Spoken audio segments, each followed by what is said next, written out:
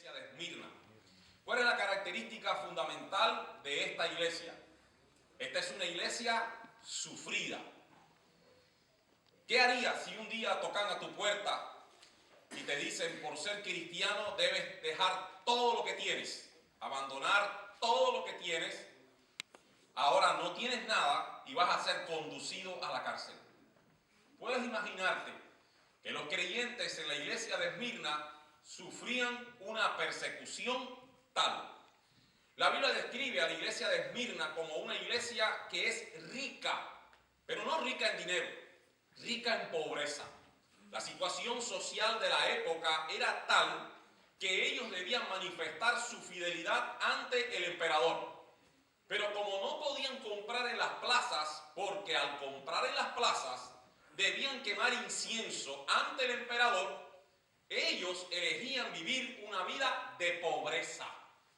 ¡Qué tremendo! Que muchas veces nosotros pensamos que somos perseguidos, pero hay creyentes que en otras épocas, en otros contextos históricos, han sufrido mucha más persecución, mucho más dolor y mucha más pobreza de la que nosotros tenemos idea. Y es que el sufrimiento acompaña la vida del creyente. Yo siempre he dicho que el cristiano es la persona más alegre del mundo, pero también es la persona más triste del mundo. Es la persona más feliz porque quien encuentra la salvación en Cristo y goza esa experiencia, experimenta una salvación, un gozo, una alegría increíbles. Pero es una persona triste. ¿Por qué es una persona triste? Porque él contempla la injusticia social que le rodea diariamente. Contempla la pobreza, contempla la persecución. Muchas veces voluntariamente elige vivir una vida que tal vez otra persona que no tuviera principios cristianos no elegiría, una vida de privaciones a causa de su fe. ¿Qué es lo que dice el libro de Apocalipsis? Continuamos con el estudio de esta carta en Apocalipsis capítulo 2, versículo 10, y noten lo que dice allí. No temas ningún temor de lo que vas a padecer. Nota que el testigo le dice a los creyentes de la iglesia de Esmirna que es claro, ellos van a padecer. Y la palabra que se usa allí para padecer viene del griego pashein, que significa un padecimiento que puede conducir incluso hasta la muerte. Sí, pero ¿cómo es posible que Dios permita que cristianos padezcan hasta la muerte? Lo cierto es que al decirle esto a los creyentes, también les dice, vas a padecer persecución para ser probado. ¿Cómo es eso? La vida del creyente se mueve en un contexto rodeado de un gran conflicto. Toda nuestra vida está rodeada de ese gran conflicto.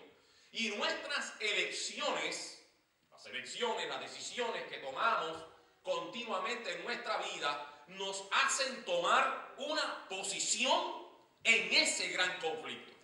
Y tomamos una posición desde que salimos para la calle, desde que vamos al trabajo, desde que estudiamos por la mañana o elegimos ignorar a Dios. Todos tomamos decisiones en nuestra vida que impactan en el gran conflicto. Los creyentes de Esmirna iban a ser probados, iban a ser perseguidos. No solamente eso, sino que también se les dice que serán echados a la cárcel. La palabra que se usa allí viene del griego valo, que no es una invitación formal, te estoy invitando, vamos a la cárcel. Te voy a hacer una invitación, le doy un ticket.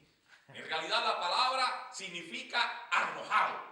Es como cuando a alguien se le toca o se le toma violentamente y se le echa arrojado a la cárcel.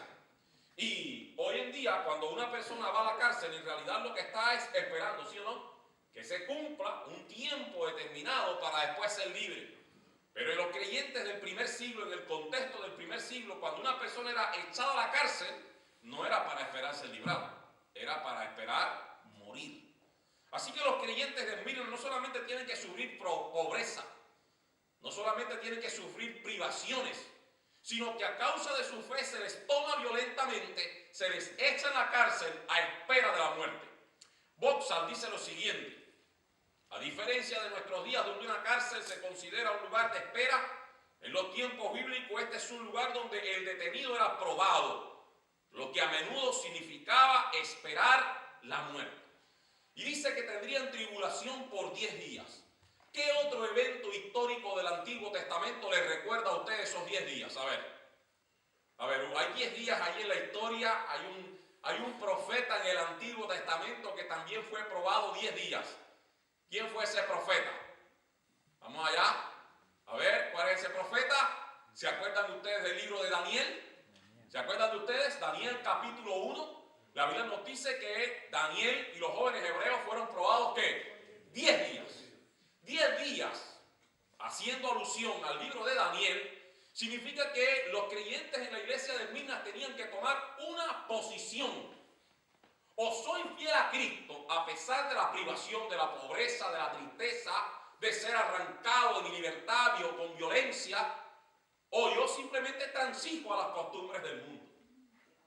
En ese contexto me gustaría leer una cita de la señora White que se encuentra en Seguridad y Paz en el Conflicto de los Siglos, página 52. Dice allí: el apóstol Pablo declara que todos los que quieran vivir piamente en Cristo Jesús padecerán persecución. Dice ella: ¿por qué entonces parece adormecida la persecución en nuestros días? ¿Por qué es que nosotros los creyentes hoy en día no somos perseguidos?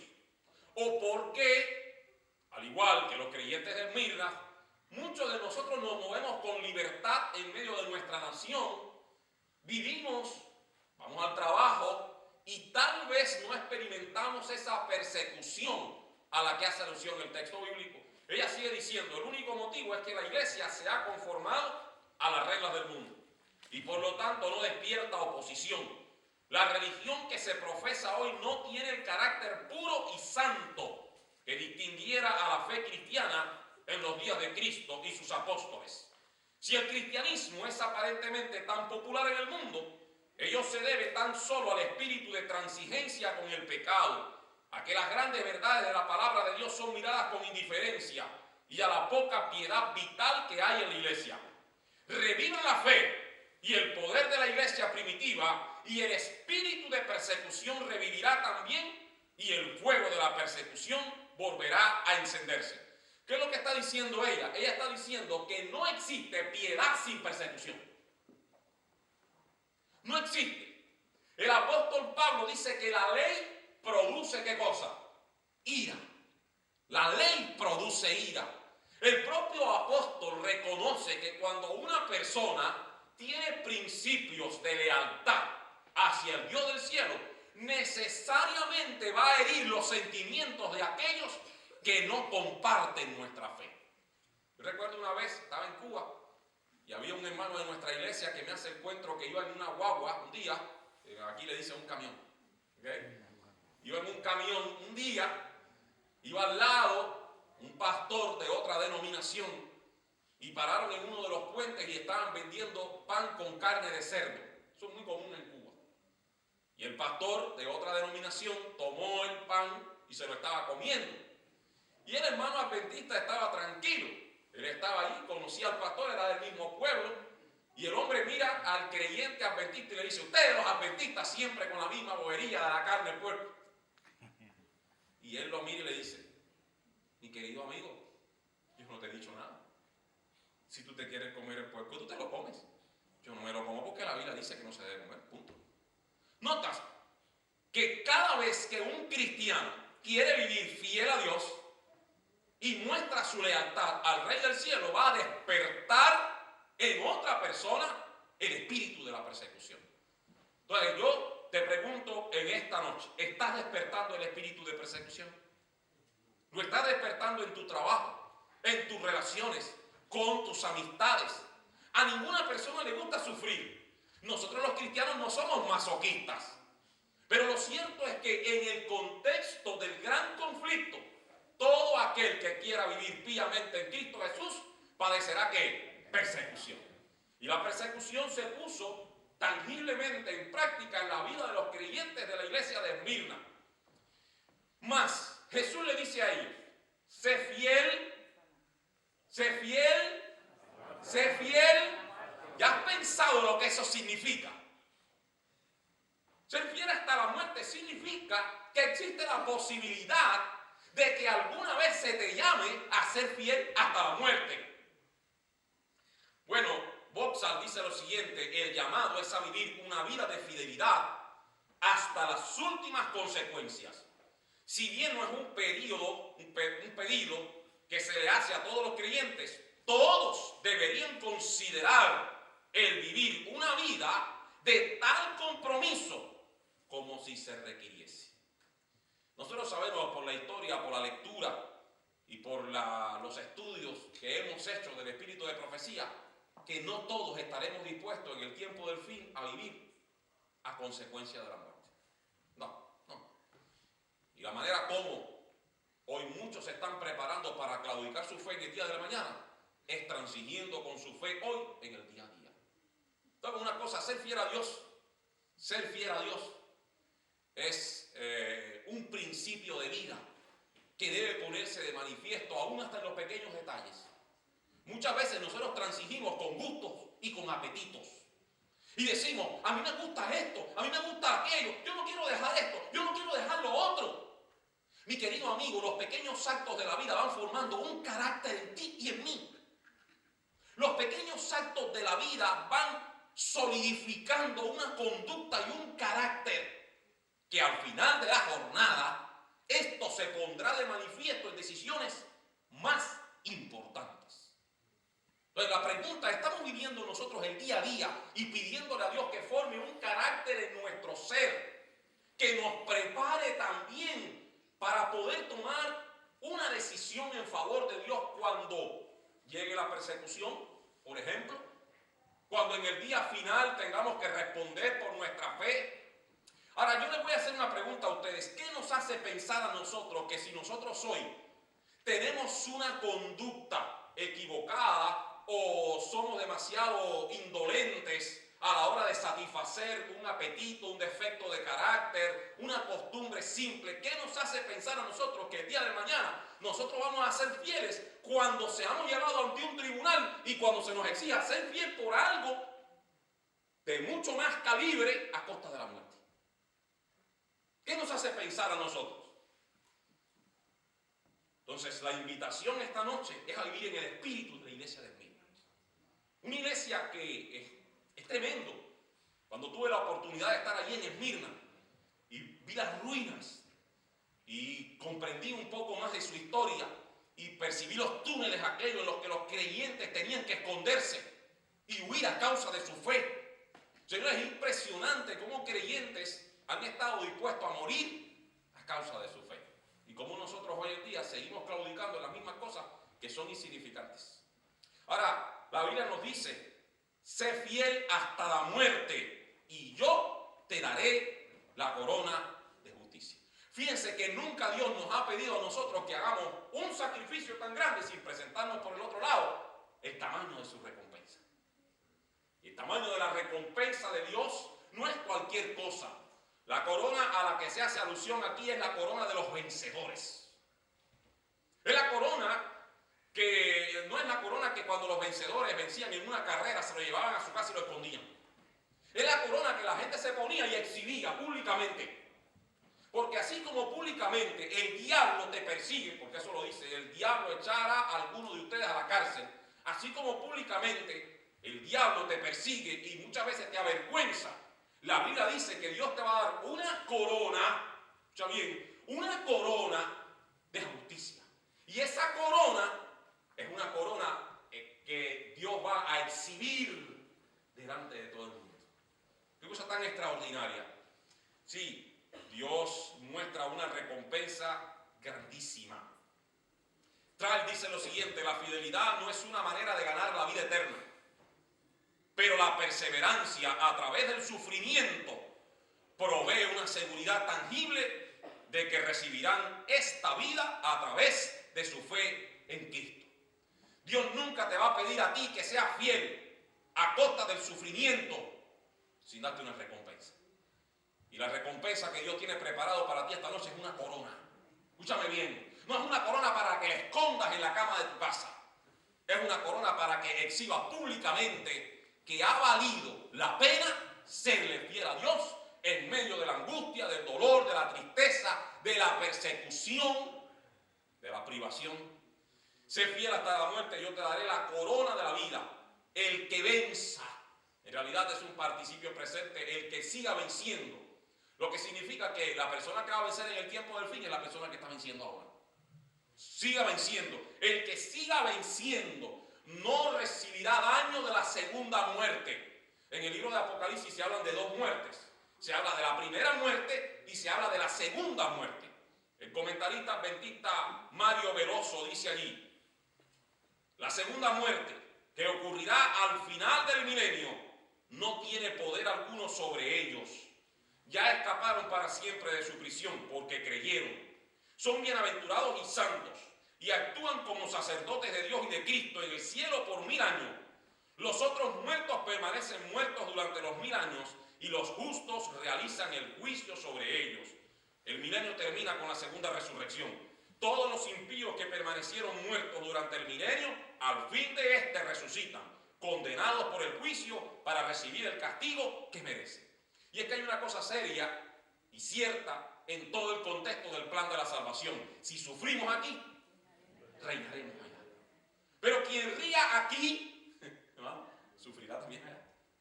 Entonces la pregunta que te hago es: ¿estamos dispuestos en esta noche a decirle: Señor, yo quiero ser fiel a pesar de las consecuencias? Hay una cita del Espíritu de Profecía que es mi cita predilecta. Hay muchas citas lindas, a mí me encanta lo que la viejita escribe, con el perdón de a quien le desagrada. A mí me encanta lo que la viejita escribe. La viejita dice así: a todos nos tocan a veces momentos de intensa desilusión y profundo desaliento. Días en que nos embarga la tristeza y es difícil creer que Dios sigue siendo el bondadoso benefactor de sus hijos terrenales. Días en que las dificultades acosan al alma, en que la muerte parece preferible a la vida. Entonces es cuando muchos pierden su confianza en Dios. Si en tales momentos pudiésemos discernir con percepción espiritual el significado de las providencias de Dios, oigan esto, qué cosa tan linda. Si en esos momentos, cuando tú deseas morirte en vez de vivir, cuando tú deseas que no tener la fe que tienes, cuando tú deseas claudicar de tu fe, si en esos momentos, dice ella, pudiésemos discernir con percepción espiritual el significado de las providencias de Dios, veríamos ángeles que procuran salvarnos de nosotros mismos y luchan para sentar nuestros pies en un fundamento más firme que las colinas eternas, y nuestro ser se compenetraría de una nueva fe y de una nueva vida. A todos nos tocan a veces momentos de intensa desilusión y profundo desaliento. Hay días en los que yo me repienso mi fe.